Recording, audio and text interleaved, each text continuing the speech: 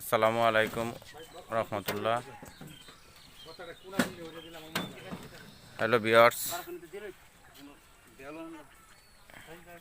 এই যে লতিরাজ বাড়ি 1 কচু চারাগুলো আমরা পাঠাচ্ছি ব্রাহ্মণবাড়িয়া। হ্যাঁ,